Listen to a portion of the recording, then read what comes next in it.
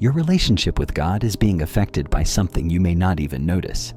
You might still pray, still believe, still listen to worship music, but lately you've felt distant from His presence. Your prayers feel dry, the Bible feels hard to read, and deep down you wonder, why can't I feel God like before? You are not alone. Every believer faces seasons like this. The good news is that God has not moved. He is still near. James 4:8 says, "Draw near to God, and He will draw near to you." The distance you feel isn't permanent. You can restore that closeness starting today. Let's talk about 4 powerful steps that will help you rebuild your relationship with God and feel His presence again. Step 1. Put God first. Again, closeness with God begins when He becomes your priority once more. For many people, distance starts quietly. You don't stop believing in God, you just stop giving Him first place. Work, stress, entertainment, or relationships begin to fill your schedule until there's no room left for Him. Yet God will never take second place in your life. Matthew 6:33 reminds us, "But seek first the kingdom of God and His righteousness, and all these things will be added to you." When God is first, everything else comes into order.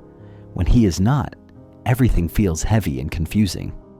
To put God first again, begin by giving Him the start of your day. Before you reach for your phone, reach for Him. Talk to Him, even for a few minutes. Read one verse. Thank Him for your breath, your life, your day ahead. Putting God first isn't about perfection. It's about priority. The more you give Him your attention, the more you'll sense His presence returning to your life. Step 2. Return to God's Word. You cannot have a close relationship with God if you aren't hearing His voice, and the main way He speaks today is through His Word. The Bible isn't just an ancient book, it's living truth for your present life. Hebrews 4:12 declares, "For the Word of God is living and active, sharper than any double-edged sword." Scripture cuts through confusion, corrects your path, and renews your mind. When you neglect the Word, your spiritual strength fades. You begin to rely on emotions instead of truth. But when you read even a few verses each day, your spirit begins to come alive again.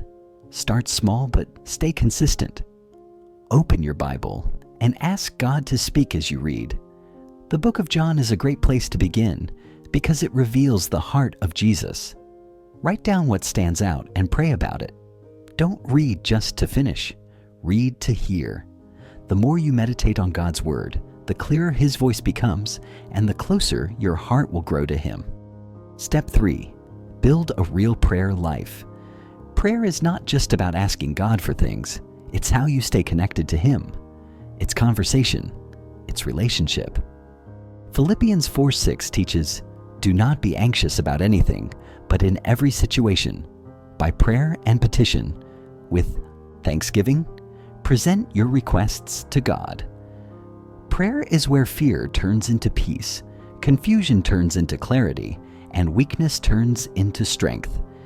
Many people think they don't know how to pray, but prayer isn't about saying perfect words. It's about being honest. Talk to God about everything, your doubts, your struggles, your dreams, and your decisions. Then pause and listen. Sometimes His answer is peace. Sometimes it's conviction. Sometimes it's silence that reminds you to trust. Don't pray only when you need help. Pray to stay close. Set aside time each day to pray sincerely. As you build this habit, you'll begin to recognize God's presence in moments you never noticed before. Step 4. Remove what pushes you away from God. Even if you read, pray, and go to church, your relationship with God will still feel blocked if something in your life is pulling you away from Him. The Bible warns in Isaiah 59:2, "Your iniquities have separated you from your God. Your sins have hidden His face from you." Sin doesn't make God stop loving you, but it does create distance between you and Him. You can't walk in the intimacy with God while holding on to what offends Him. Ask yourself honestly, what in your life is weakening your relationship with God? Maybe it's a secret habit, an addiction, a toxic relationship, pride or bitterness. Whatever it is, surrender it today. Jesus said in Matthew 5:30, "If your right hand causes you to sin, cut it off and throw it away." He wasn't telling us to harm ourselves, but to take decisive action to remove anything that separates us from God. If it's a website, block it. If it's a relationship, end it. If it's a habit, confess it and seek help. The longer you hold on to sin, the more it dulls your spirit. But when you let it go, peace returns, worship feels alive again, and your heart becomes sensitive to God's presence. Your relationship with God will not grow by accident. It grows by choice. If you put Him first, spend time in His Word, build a real prayer life, and remove what separates you from Him, you will begin to feel His presence again. You will hear His voice, sense His peace, and experience His purpose. God has not abandoned you. He is waiting for you to come back. All you need to do is take one step toward Him, and He will meet you with open arms. If you're ready to grow closer to God, pray this with me. Lord, I want to know you more. I don't want a distant relationship with you. Today, I choose to draw near to you. Help me to put you first again. Give me hunger for your word, a heart for prayer, and the courage to remove anything that pulls me away from you. Draw me closer each day and fill me with your Spirit. In Jesus' name, amen.